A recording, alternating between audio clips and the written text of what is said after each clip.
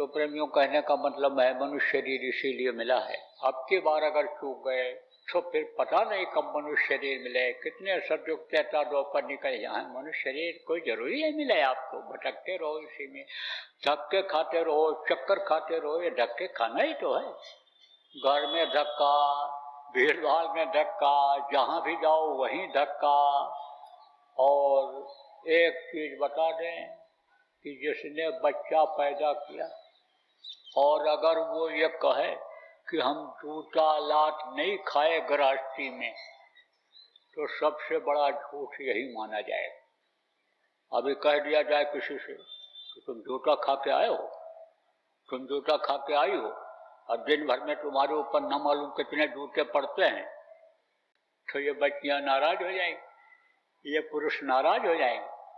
लेकिन बच्चे को जूता पहना दो, गोदी में ले लो, तो कभी मुंह पर मारता है, तो कभी सीने पर मारता है, तो कहीं कहीं मारता है। तो जूता लात खाए कि नहीं खाए? अरे जूता लात खाना पड़ जाता है, तो ये बात समझ लो, धक्का ही खाना पड़ जाता है। जूता लात कितनी बार खाना पड़ जाता है, इसलिए जूता खाने के लिए फिर क्यों आना पड़े। निकल चलो जुगिया रंग चलो दशवा बिराना है। दूसरे के देश में कहीं सुख होता है? कभी नहीं सुख होता। अपने देश में आराम मिलता है, अपने घर में आराम मिलता है, कितना बढ़िया रहने का हो, खाने का हो, लेकिन वो जल्दी आदमी को भाता नहीं। अपने घर जब पहुंचता है तो सुकून मिलता है, शांति मिलती है, आराम महसूस करता है। तो निकलने का रास्ता आपको बताया जाए, वो नाम बताया जाएगा कि जिस नाम के डोर को पकड़ करके बहुत से लोग चले गए। कहते ना, गिद्ध तर गया, गड़िका तर गई, कितने पापी तर गए, कितने लोग निकल गए। किसकी वजह से चले गए? नाम की वजह से चले गए, नाम की कमाई की वजह से चले गए। देखो मन और शत्रुपा तपस्या करते थे, एकदम शरीर दुबला पतला हो गया था, अब मरे कि अब मरे, हड्डी हड्डी रह गई थी, ताकत शरीर की खत्म हो गई थी। लेकिन लगन के जब पक्के थे, जब बोले कुछ भी हो जाए लेकिन हमको प्रभु का दर्शन करना है, तब लगे ही रहे, तो दया हो गई। देखो आप निराश हो जाते हो, जब ध्यान भजन में दिखाई नहीं पड़ता है, पुराने सत्संगी हो तो निराश हो जाते हो। निराश कभी नहीं होना चाहिए, लगे रहना चाहिए। एक न एक दिन सुनवाई हो जाती है। कहा गया पड़ा रहा है दरबार में, धक्का धनी का खाए, कभी तो गरीब नवाज आई, जो दर छाड़ न जाए। दर छोड़ दोगे तो कैसे मिलेगा? दरवाजे पर किसी के मांगने जाओ और न दे, चले जाओ दूसरी जगह, तो समझो देने के लिए आवे, आप वहां न रहो तो नहीं मिलेगा ना। कोई दूसरी जगह चले जाओ, कोई जरूरी है कि वहां पर आपको मिल ही जाए। और लगे रहोगे, कहते रहोगे, कहते रहोगे तो दे ही देगा। ऐसे ही लगे रहना चाहिए, पड़ा रहना चाहिए। तो लगे रहे तो सुनवाई हो गई। तो वो आवाज सुनाई पड़ी, यही शब्द जिसको कहा गया है, उधर रंज अनि उड़ जब आया, अनि समझो जब कानों से उनको सुनाई पड़ा। कहा क्या? श्रवण रंध्र उड़ जब आए। श्रवण किसको कहते हैं? सुनने वाले कान को, इसको श्रवण कहते हैं।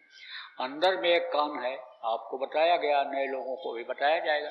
तो उससे जब वो आवाज सुनाई पड़ी उनको, और उड़ माने अंदर जब वो आवाज आई, तो उसी से ताकत उनके शरीर की बढ़ गई। हृष्ट पुष्ट तन भय सुहाए, और मानो अभी भवन के आए। एकदम सुंदर सुडोल शरीर हो गया, तंदुरुस्त हो गए, बदन में ताकत आ गई। आत्मा के अंदर ताकत आते ही बदन में ताकत आ जाती है। शरीर बुढ़ा हो जाए, शरीर कमजोर हो जाए, लेकिन यानी मनोबल कमजोर नहीं होता है, मनोबल ऊंचा रहता है। आदमी मेहनत करता रहता है जितना कर सकता है। तो आप ये समझो कि वो आवाज जो आई और वो आवाज जो हो रही है, वो शब्दों में सुनाई पड़ रही है। जैसे का खा, जैसे का बा। अब यह का और बा दोनों जोड़ दो तो काबा हो जाए, और का और बा अलग जोड़ो नहीं तो मतलब नहीं निकलेगा। लोग सोचेंगे का से कबूतर है कि का से कौवा है कि का से कोयल है, ऐसे समझ लो, जोड़ दिया गया। जब वो आवाज़ जब वहाँ से उतरी और आवाज़ें जब इकट्ठा हुई तो यहाँ वो शब्द के रूप में बदल गई, तो वही हो गया नाम। ध्यान किसको कहते हैं? आँख से देखने को ध्यान कहते हैं। भजन किसको कहते हैं? कान से सुनने को भजन कहते हैं। गाना बजाना, खंजड़ी बजाना, हारमोनियम बजाना, ये भजन नहीं होता है। ये तो यहाँ का बाजा है, यहाँ का गाना है, यहाँ से हटना पड़ता है। ये दुनिया का बाजा है, दुनिया का गाना है, ये इधर से ध्यान हटाना पड़ता है। भजने का मतलब क्या होता है? भगना। कहाँ से भगना? दुनिया की तरफ से थोड़ी देर के लिए भगना, उधर की तरफ जाना। उधर माज सुने अंडज राया, देखो बहु ब्रह्मांड निकाया, जो गोस्वामी जी महाराज ने कहा। जब मैं उधर गया, उधर बहुत से लोग उधर पेट में बताते हैं, पेट में नहीं, उधर गया जब, तब देखा बहु ब्रह्मांड निकाया, कोटिन चतुरानन गौरीशा, देखा अरे करोड़ों देवी, करोड़ों देवता, करोड़ों अनि शंकर, करोड़ों अनि समझो कि ब्रह्मा विष्णु, उनको देखा उन्होंने, गोस्वामी जी ने। तभी तो कहा तो इधर से हटना और उधर की तरफ जाना, ये भजन कहलाता है। आवाज़ को पकड़ना, आवाज़ को सुनना, ये भजन कहलाता है। तीन चीज और समझो, तीन आँख, तीन कान और तीन नाक। दो आँखें या बाहर, एक आँख अंदर जीवात्मा में, जो इन्हीं दोनों आँखों के बीच में बैठी हुई है। उससे ऊपरी लोगों की चीज़ें दिखाई पड़ती हैं। इन बाहरी आँखों से ये दुनिया की चीज़ें दिखाई पड़ती हैं। दो कान या बाहर, इससे बाहर की आवाज़ सुनाई पड़ती है। एक कान अंदर में है, जिससे अनहद वेद मंगली खुदाई आवाज़, गैबी आवाज़, साउंड जिसको कहा गया, वो सुनाई पड़ता है। यानी ध्यान और भजन। और तीन आँख, तीन कान और तीन नाक।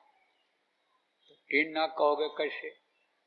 दो नाक ये बाहर, एक सुराग दाहिनी तरफ और एक बाईं तरफ, यही शरीर को चलाते हैं। 24 घंटा अपना काम ये करते रहते हैं। सो बैठो, चलो फिरो, कोई भी काम करो, ये अपना काम बंद नहीं करते हैं। एक नाक से हवा अंदर जाती है, अच्छी हवा, और गर्म हवा दूसरे नाक से बराबर निकलती रहती है। ये बराबर चलते रहते हैं। समय समय पर ये बदल जाते हैं। कभी दाहिने नाक से गर्म हवा निकलेगी तो कभी बाएं से निकलेगी। जब बदलना होता है तो दोनों नाक ये काम करते हैं। 5-7 मिनट, ज़्यादा से ज़्यादा 10 मिनट बदलने में लगता है।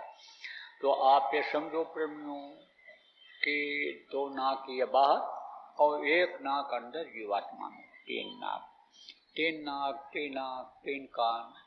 एक मायक नाम होता है जो माँ के पेट में बनते हैं, पलते हैं, बाहर निकलते हैं, इस दुनिया में रहते हैं, काम करते हैं। वो नाम को जो जगाते हैं वो होता है मुँह से लेने वाला वर्णात्मक नाम।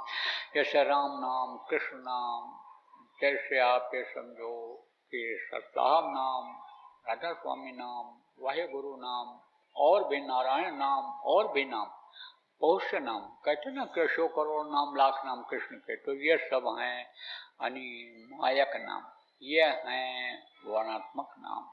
जैसे इस समय जय गुरुदेव नाम यह वर्णात्मक नाम है। परमात्मा की इस समय पर पूरी शक्ति भरी हुई है। कोई भी मुसीबत में, तकलीफ में जय गुरुदेव नाम बोल करके अपनी जान माल की बचत कर सकता है।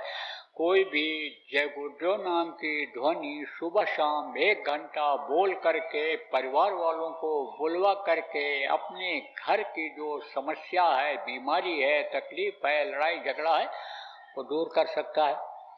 तो ये जय गुरुदेव नाम मुँह से लेने वाला नाम है।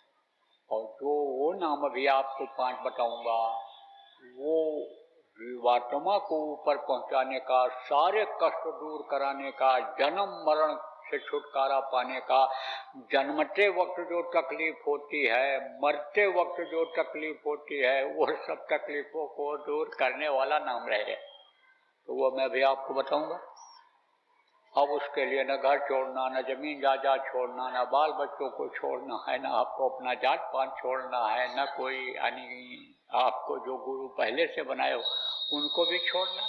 आ जाए तो रोटी खिला दो, पानी पिला दो, जो ऐसी सेवा आप करते हो कर दो। कुछ नहीं करना है। आप समझो बस समय निकाल करके 24 घंटे में से 2 घंटा कहीं पर बैठ करके, रजाई ओढ़ करके, कंबल ओढ़ करके, तखत पर बैठ करके, चारपाई पर बैठ करके, जमीन पर बैठ करके कहीं भी आप कर सकते हो। बहुत सरल, बहुत सीधा। कलयुग केवल नाम आधारा। ये नाम वो है कि इसका सहारा ले लो तो भवसागर से पार हो जाओ। नाम लिया तो बहुत सिंधु सुखाही, यानी समझो भवसागर सूख जाए इन नाम के लेने से। तो ये 5 नाम है।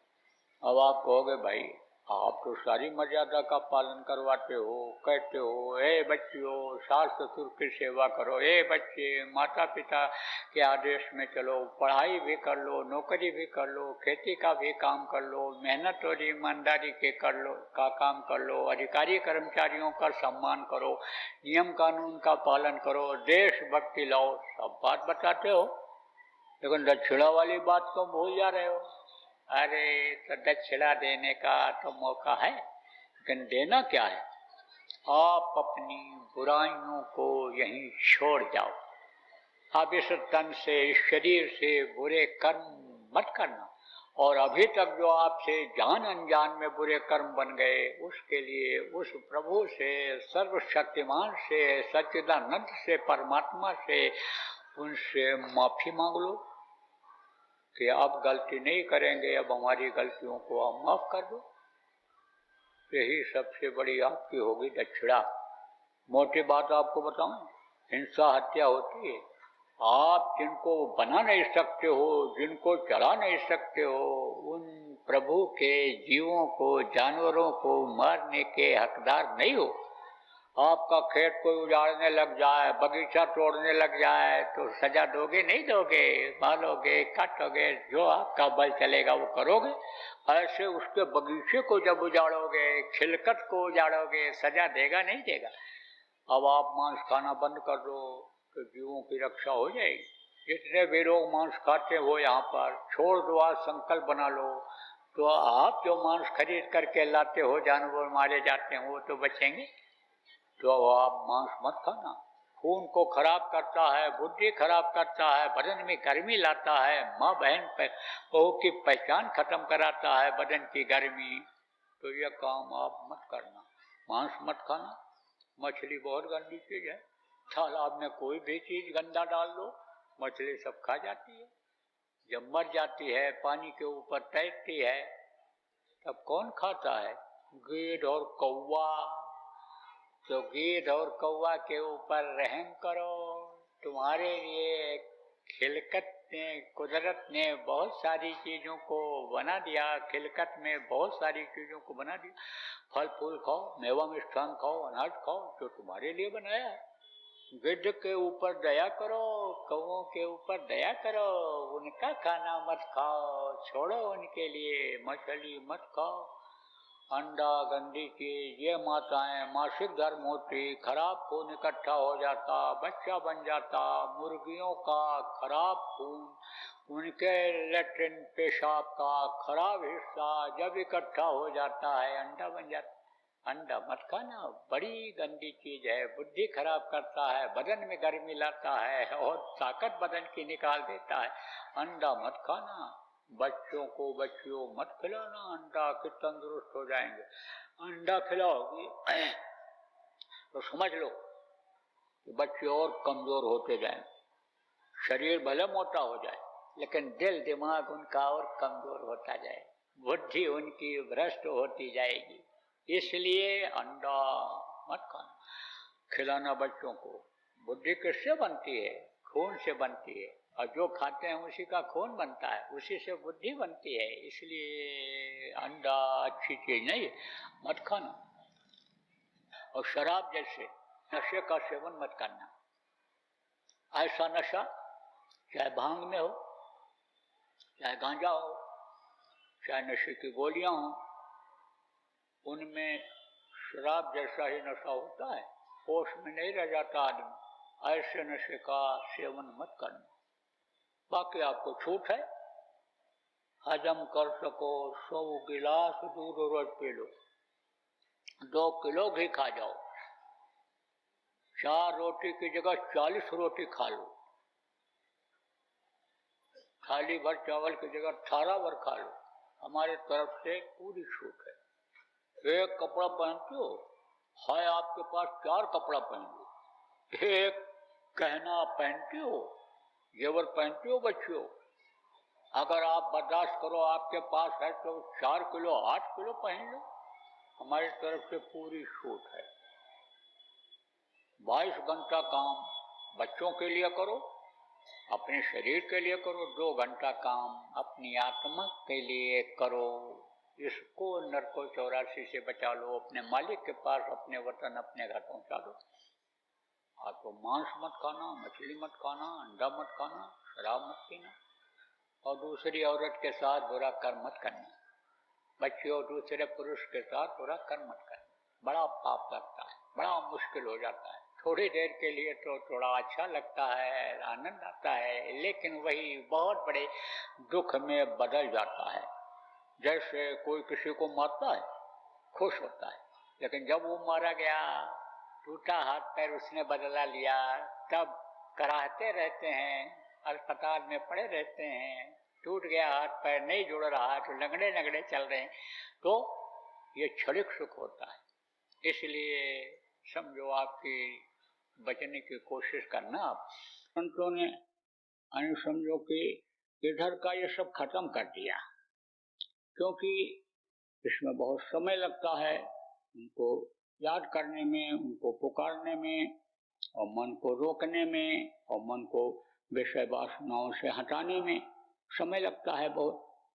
और इस समय पर घोर कलयुग चल रहा है। आप ये समझो कि इस समय पर पूरे विश्व में 80% से भी ऊपर लोगों के हत्या का पाप लदा हुआ है। हत्या का, कौन सी हत्या? जीव हत्या का। अच्छा कर्म जो करता है, कहते हैं पुण्य मिलता है, उससे पुण्य का फल मिलता है। और जो पाप करता है, समझो बुरा कर्म करता है, उसके ऊपर पाप लगता है। अब आप देखो कि धाराएं यहाँ बनी हुई हैं, यहाँ का कानून बना हुआ है। क्या बना हुआ है कि जो हत्या करता है उसको भी पाप लगता है, और जो बंदूक देता है हत्या के लिए उसको भी सजा मिलती है। और जो योजना बनाता है कि इस तरह से तुम जाना, और घर से जब निकलेंगे एकांत में पहुंच जाएंगे तब बंदूक से मारना, तो ये सब सजा के भागी हो जाते हैं। ऐसे सब लोग सजा के भागी हो रहे हैं, चाहे जान में हो रहे, चाहे अनजान में हो रहे। कोई जान के किसी को मरवा देता है, वो भी हत्या का भागीदार हो जाता है।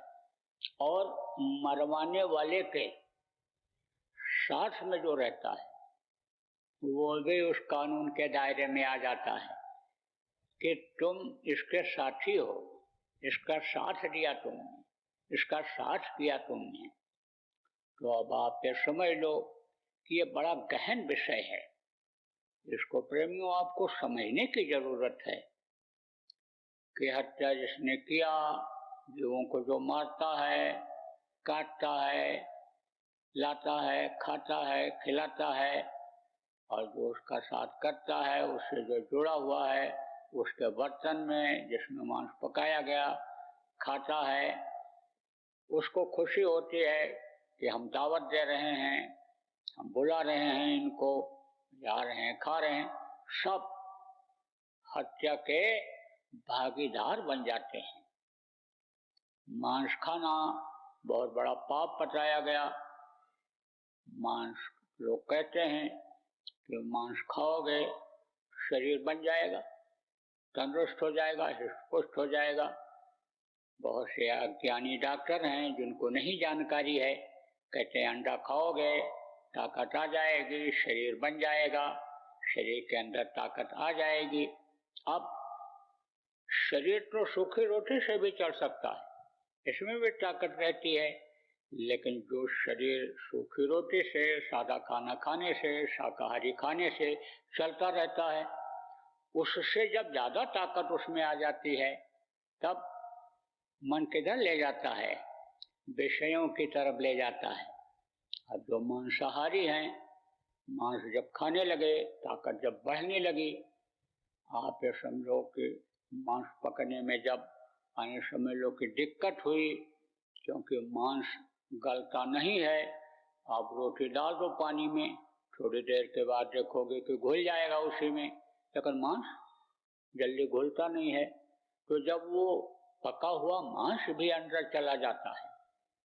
आप देखो, कुछ सब्जियां ऐसी होती हैं कि जो पानी में और जो उसमें पकाते हैं जिस चीज में, उसमें मिल नहीं पाती हैं, उनके टुकड़े अलग ही रहते हैं। जैसे चिकनी चीजें जो होती हैं, उसकी चिकनाहट खत्म नहीं होती है, उसमें मिल नहीं पाता है। तो पेट में जब वो चला जाता है तो अंदर घुलने में दिक्कत होती है। आप ये समझो जल्दी पचता नहीं है। तो शराब किस चीज से बनाते हैं? अल्कोहल से बनाते हैं। उसमें ऐसी चीज रहती है कि जो पेट में पड़ी हुई चीज को जल्दी से घुला देती है। मतलब शराब पीने लगे मांस को गलाने के लिए, मांस को शरीर के अंदर पचाने के लिए। अब जब शरीर के अंदर जब शराब गया तो बुद्धि खराब हो गई, और उधर जो अलग से ताकत मिली मांस खाने के आने से, ताकत शरीर को जो मिली, तो बुद्धि खराब हुई। तो आदमी अपने नियत को खराब कर लिया, दूसरे की औरतों की तरफ नजर चली गई, बाजार के औरतों की तरफ चला गया, और वहां पर अपने जो कीमती और जो शुद्ध सात्विक यानी शुक्राणु थे, उनको उधर फैला दिया, उधर फेंक दिया। इधर मांसाहारी यानी समझो अपने शुक्राणु को यानी जब दिया उसको, अपनी औरत को, और उससे बच्चा बना, तो वो जो शुक्राणु हैं वो सारे के सारे बच्चे के शरीर में उसी तरह से फैल गए जो उस तरह के थे। आप ये समझो कि जो ऐसा भाव रखते हैं कि एक कोई अच्छा संतान पैदा हो जाए, ध्रुव जैसा पैदा हो जाए, भरत जैसा पैदा हो जाए, यानी प्रहलाद जैसा पैदा हो जाए, राम जैसा पैदा हो जाए, रहीम जैसा पैदा हो जाए, मोहम्मद जैसा पैदा हो जाए, कृष्ण जैसा पैदा हो जाए, भगत सिंह, चंद्रशेखर, अशफाकुल्ला खान जो देशभक्त थे, महात्मा गांधी जैसा पैदा हो जाए। जो इसके भाव जिस तरह से रहते हैं उसी तरह के बच्चे पैदा होते हैं। और जो काम वासना बस अन्य समझो कि बच्चा पैदा करते हैं, आप समझो उनके बच्चे उसी तरह से यानी व्यभिचारी प्रवृत्ति के पैदा होते हैं। तो मनुष्य जो है वो पशुओं से भी आने समझ लो कि बदतर जिसको कहते हैं वो हो गया। आने समझ लो कि पशुओं से भी एक तरह से नीच प्रकृति में चला गया। अब आप ये समझो कि ऐसे समय में ये चीजें आध्यात्म और धर्म कर्म लोगों के समझ में क्या आ सकता है?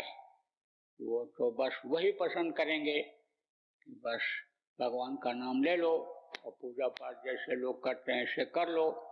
अब घर में तो बहुत से लोग देखो बैठेंगे भी नहीं आज, समझो वही जो घर के दो एक लोग हैं धार्मिक प्रवृत्ति के, तो उस घर को चला रहे हैं, जिनके पुण्य प्रताप से घर चल रहा है, जिनके समझो कि शक्ति से, अंदर की पावर से, विल पावर से घर चल रहा है, वही लोग ये भी करते हैं। तो अब ऐसे अगर देखा जाए तो बहुत ही वातावरण खराब हो रहा है।